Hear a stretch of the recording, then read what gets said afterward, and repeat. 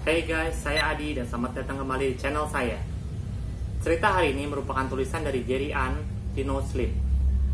Saya adalah seorang mahasiswa di sekolah negeri kecil di suatu tempat di Amerika Serikat. Saya telah tinggal di asrama selama 3 tahun. Karena itu memudahkan dan saya sudah terbiasa. Saya seorang kakak kelas sekarang. Jadi saya bisa tinggal di unit kayak apartemen yang pada dasarnya berarti saya mendapatkan ruangan studio untuk diri saya sendiri. Mungkin ada 800 orang yang tinggal di asrama ini. Semuanya kakak kelas. Ketika coronavirus jadi lebih serius dan sekolah saya pindah ke online selama sisa semester, kebanyakan orang keluar. Mereka bahkan menawarkan sedikit pengembalian biaya sewa untuk orang-orang yang pergi sebelum Mei. Teman-teman seapartemen saya adalah orang-orang yang keluar dan mendapatkan pengembalian uang, meninggalkan saya sendirian di apartemen dengan dapur untuk saya sendiri dan sebuah lemari es untuk diisi dengan makan malam beku dan nugget ayam microwave. Sekitar seminggu lalu, saya mendapat ketukan di pintu dari RA. RA itu sebutan untuk Resident Advisor. Saya langsung terpukau, karena dia memiliki rambut merah alami, sesuatu yang jarang di tempat asal saya.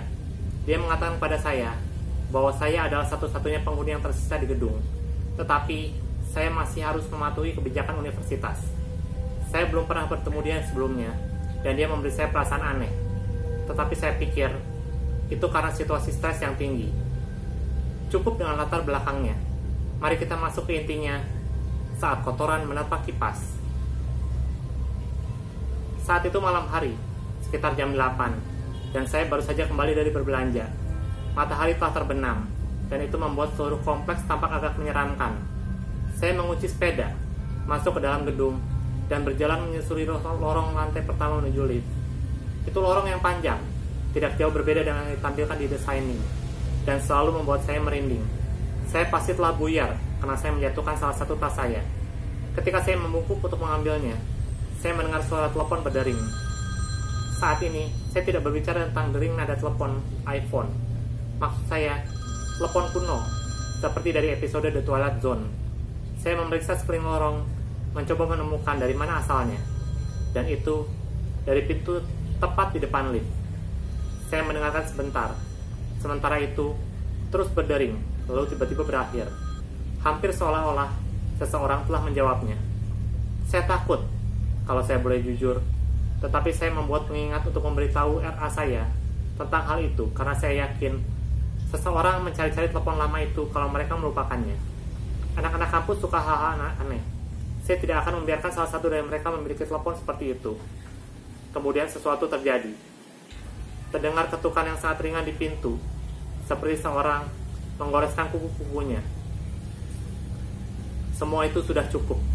Saya berlari melewati lift dan naik tangga sampai ke lantai 6. Pagi berikutnya, RA mengetuk pintu saya lagi. Dia memberi saya perasaan aneh lagi. Dan saya perhatikan, dia tidak mengenakan kaos pemukiman universitas seperti RA lainnya. Saya memberitahu dia tentang telepon itu, tapi dia mengacuhkannya. Dia bahkan tak bertanya. Kepada saya, kamar apa itu? Dia mengatakan kepada saya bahwa seseorang di gedung lain mengeluhkan bau pot di daerah saya dan dia harus memeriksanya. Setelah pencarian di kamar saya membuktikan saya tidak menyimpan sesuatu yang ilegal, dia berbalik dan berkata, "Oh, dan liftnya rusak. Anda harus naik tangga sampai mereka bisa memperbaikinya." Saya mengunci pintu di belakangnya.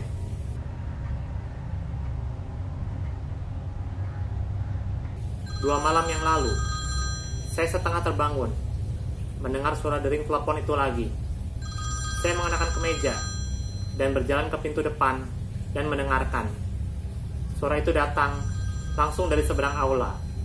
Perasaan takut mulai muncul, dan saya menunggunya sampai berhenti. Sama seperti terakhir kali, suara itu berakhir dengan nada yang tajam. Suara pintu digedor, membuat saya benar-benar terbangun. Terkejut, saya melompat mundur dari pintu, dan bergegas ke kamar saya, seperti kelelawar keluar dari gua.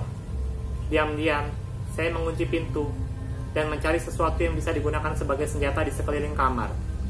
Dengan perasaan tak enak di perut, saya menyadari kalau saya telah meninggalkan ponsel di luar.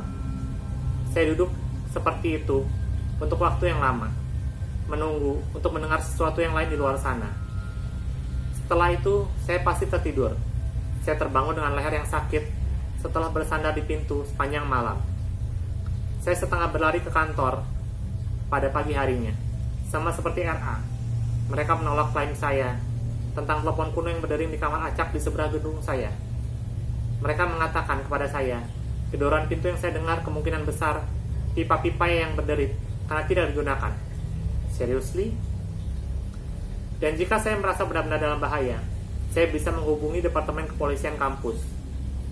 Karena tidak bisa berkata apa-apa lagi, saya berjalan kembali ke kamar dan menyembunyikan diri dengan beberapa bir dan 2 pizza beku. Saya tertidur ketika matahari masih terang. Saya terbangun lagi ketika suara telepon berdering, tapi kali ini jauh lebih dekat. Suara itu berasal dari salah satu kamar kosong di gedung saya. Saya frustasi dengan seluruh situasi ini dan agak mabuk.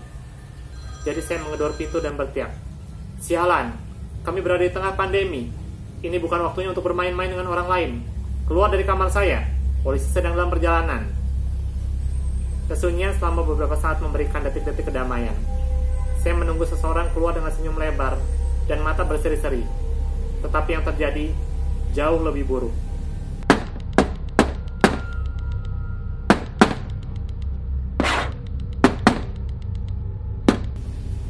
Ketukan yang rumit muncul di papan pintu. Pada titik ini, saya hampir menangis. Saya berlari keluar dari kamar saya dan memutuskan untuk memanggil polisi sambil berlari ke stasiun kampus yang hanya berjarak 5 menit dengan berjalan kaki. Seharusnya, aku tidak pernah meninggalkan kamarku. RA menunggu saya di lift. Akan tetapi, dia jauh dari apa yang saya lihat sebelumnya. Kulitnya berwarna pucat dan rambutnya rontok di lantai.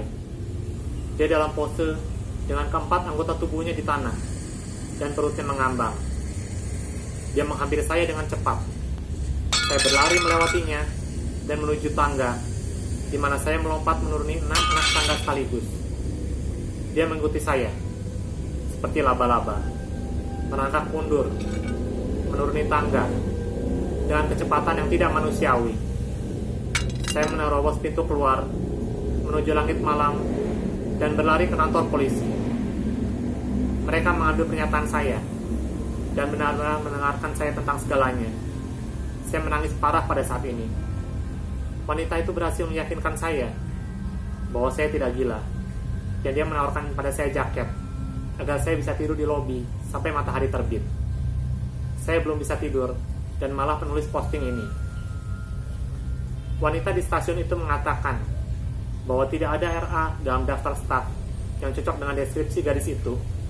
Bahkan, belum pernah ada RA dengan rambut merah sejak batch pertama siswa tiba di asrama tersebut pada tahun 1960-an.